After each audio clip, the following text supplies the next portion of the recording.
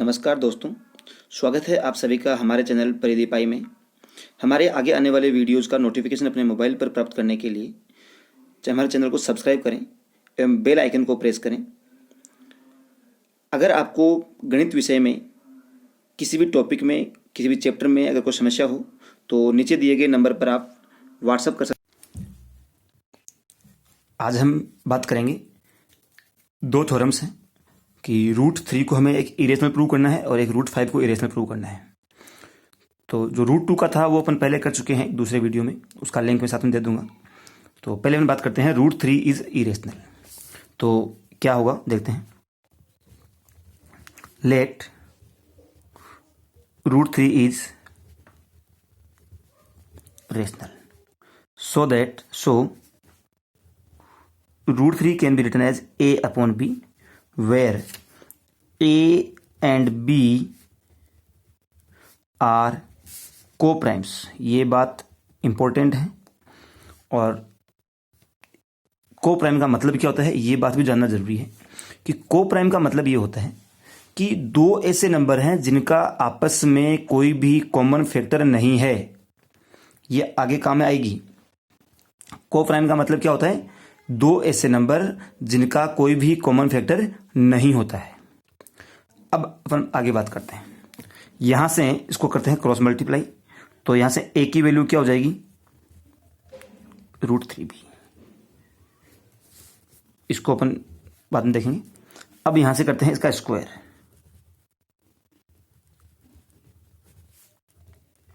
Squaring both sides हमें क्या मिलेगा? a² is equal to b²। अब देखिए पहली इक्वेशन से मैं क्या कर सकता हूं?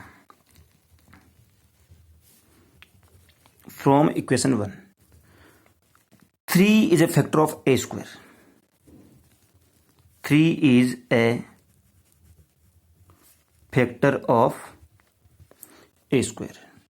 और अगर 3 फैक्टर है a² का, सो 3 is a factor of a का भी फैक्टर होगा।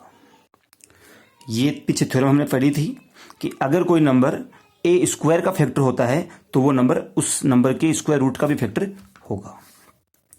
तो लेट भाई 3 की टेबल में, इसका मतलब क्या होगा कि 3 की टेबल में a आता है और मैंने क्या मान लिया कि ये जो है c टाइम्स आता है। और क्या करेंगे, ये a की वैल्यू हम कहां रखेंगे? इक्वेशन 1 में रखेंगे। तो हम रखते हैं put a is equal to 3c in equation 1। इसको मैं इक्वेशन 2 बोलता हूं एक बार के लिए। तो वैल्यू पुट करो जरा, तो हमें क्या मिलेगा? 3c का whole square is equal to 3b²। इन दोनों का होल स्क्वायर खोलेंगे तो क्या हो जाएगा? 9c² is equal to 3b²। 3 से 3 कट जाएगा, 9 कट जाएगा। तो यहां से ये हो जाएगा 3c² is equal to b²। इसको हम बोलते हैं इक्वेशन नंबर 3। अब यहां से हमें क्या पता चलेगा? फ्रॉम इक्वेशन नंबर 3 हमें क्या पता चल रहा है कि 3 is a factor of b²। और अगर b² का फैक्टर है तो फिर 3 is a factor of b का भी होगा। मैं यहां से ये जो स्टेटमेंट है इसको स्टेटमेंट नंबर फर्स्ट नाम देता हूं और इसको नाम देता हूं स्टेटमेंट नंबर सेकंड। अब देखिए स्टेटमेंट फर्स्ट और स्टेटमेंट सेकंड से हमें एक बात का पता चलता है कि जो 3 है वो फैक्टर है a का भी और b का भी। इसका मतलब क्या हुआ कि 3 जो है वो a और b का कॉमन फैक्टर हो गया। लेकिन हमने स्टार्टिंग में क्या माना था कि a और b दोनों क्या हैं? को-प्राइम नंबर हैं और उनके कोई भी कॉमन फैक्टर नहीं होते हैं। तो यहां पर क्या हुआ? कॉन्ट्राडिक्शन हुआ अपने माने हुए, जो अपने एज्यूम किया था उसमें और जो हमें मिल रहा है उसमें। और ये कॉन्ट्राडिक्शन क्यों होगा? Due to our wrong assumption. तो यहां पर बात करते हैं from statement first and second 3 is common factor of A and B, but या डायरेक्ट लिख देता हूं, this contradicts our assumption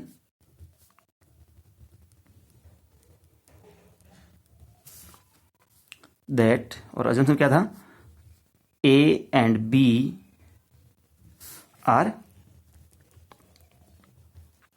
coprime. This is due to our wrong assumption. ये क्यों हुआ, अपनी गलत एजम्पशन के कारण हुआ.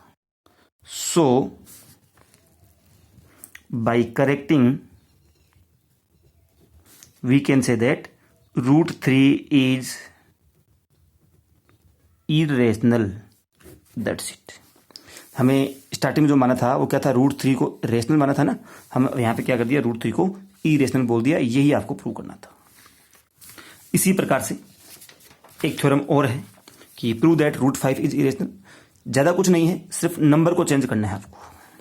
देखिए यहां पर लेट रूट 5 इज रेशनल, और जब ये रेशनल होगी तो हम इसको क्या लिखेंगे, root 5 is equal to a upon b, and a and B are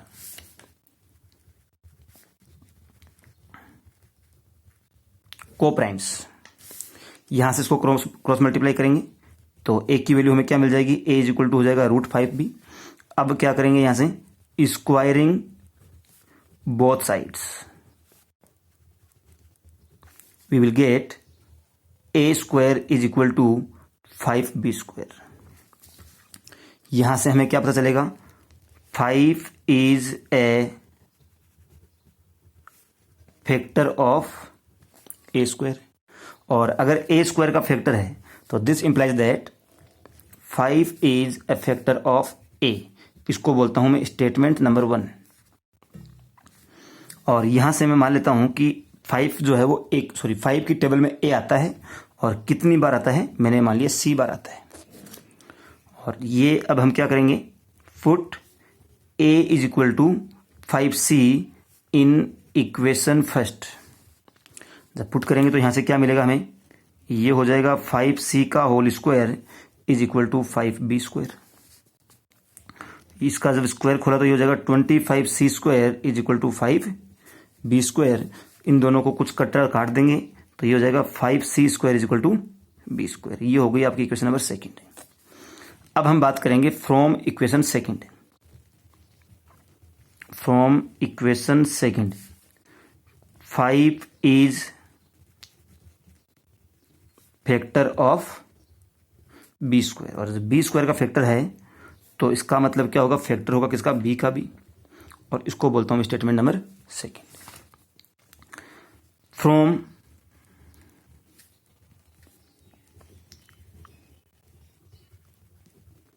statement first and second क्या मिलेगा, 5 is common factor of A and B. This contradicts our assumption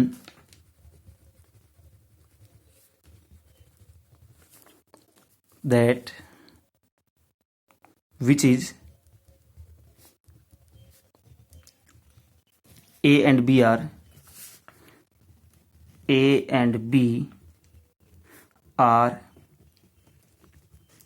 coprimes. ये हमारे उस कॉन्ट्राडिक्शन को या हमारे उस एजम्पशन को कॉन्ट्राडिक्ट करता है जो कि क्या है, ए और बी दोनों क्या है, कोप्राइम है. और this is due to our wrong assumption. This is due to our wrong assumption. So by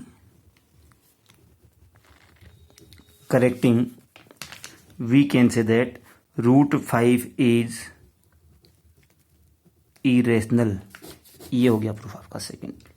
ये थ्योरम. इस प्रकार से आपकी जो दोनों थ्योरम है √3 और √5 की हो गई है। एग्ज़ाम के पॉइंट ऑफ व्यू से बहुत ही ज़्यादा इंपॉर्टेंट थ्योरम्स हैं। मैंने पहले भी बताया था √2, √3 और √5, इन तीनों में से एक प्रूफ एग्ज़ाम में 99% आता है। तो अच्छे से समझिए, और इतना कुछ है नहीं, इजीली समझ में आने वाला है। ये चैप्टर नंबर जो 2 है उसकी थ्योरम नंबर 2.4 और 2.5 है। आई होप समझ में आई होगी।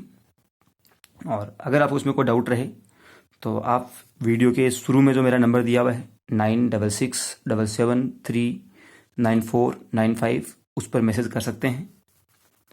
Thank you.